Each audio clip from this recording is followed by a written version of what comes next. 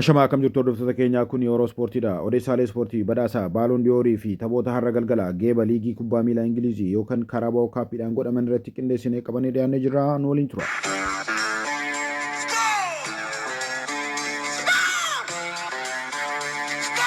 Seenaa badhaasa Baaloon Doorii keessatti yeroo lammaffaadhaaf taphataa gurraacha kan ta'e Osmaan Dembeeleen Baaloon Doorii 2025 badhaafamee jira. Badhaasni Firaans futbooliin waggaa waggaan qophaa'ee taphatoota liigii Awurooppaa keessatti taphatan qofaaf kan kennamu badhaasni kun bara 1956 eegalame.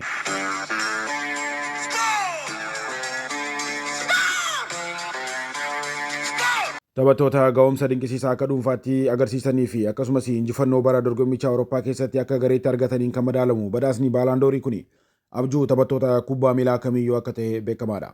Badhaasni kubbaa miilaa warqee irraa tolfamu kun badhaasa isa guddaa taphataan kubbaa miilaa badhaafamu yoo ta'u waggoottan 68 darbaniif kennamaa turee jira.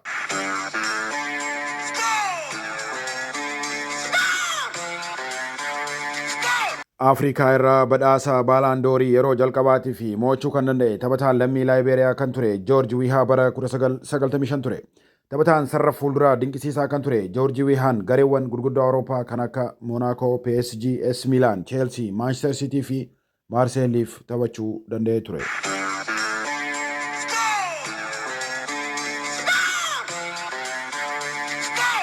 Kubbaa miilaa erga dhaabeen booda irratti gara siyaasatti kan seene Joorji Wihaan bara 2018 pireezidaantii Laayibeeriyaa 25ffaa ta'uudhaan filatame.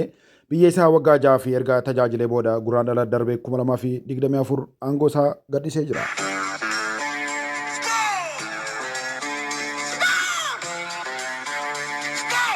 Taphataa gurraacha lammaffaa ta'uudhaan kaleessa Baaloon Doorii kan badhaafame Osmaan Dembeeleen haadha isaa lammii Mooritaaniyaa fi abbaa isaa lammii Maaliirraa Faransaay keessatti kan dhalatee fi lammummaa Faransaay kan qabuu fi garee biyyoolessaa Faransaayif kan taphatudha.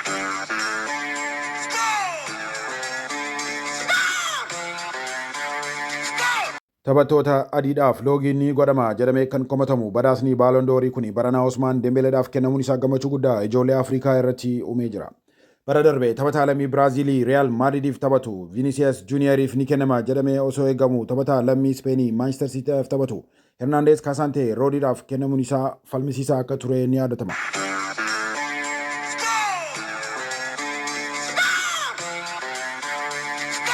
Badhaasa Baaloon Doorii kana Lionel Messiin yeroo 8 badhaafamuudhaan fi Cristiano Ronaldoon yeroo 5 badhaafamuudhaan taphattoota badhaasa kana yeroo hedduu badhaafaman ta'uudhaan seenaa qofaa kan qaban yoo ta'u Cristiano Ronaldoon yeroo 18 badhaasa kanaaf kaadhimamuudhaan taphataa seenaa addaa qabu isa taasisa.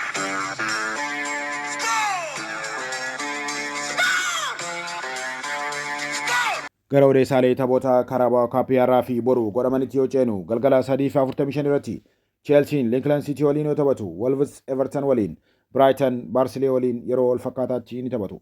Taphni eegamaan torbee kana Karaabaa kaappiidhaan godhamu tapha Liverpool fi Southampton sa'aatii 4 irratti ni taphatama.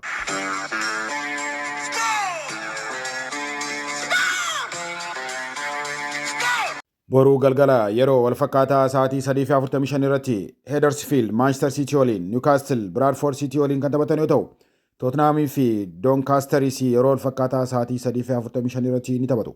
Arsenal gara Port Vale deemuudhaan Vale Park irratti galgala sa'aatii 4 irratti kan taphatan ta'a.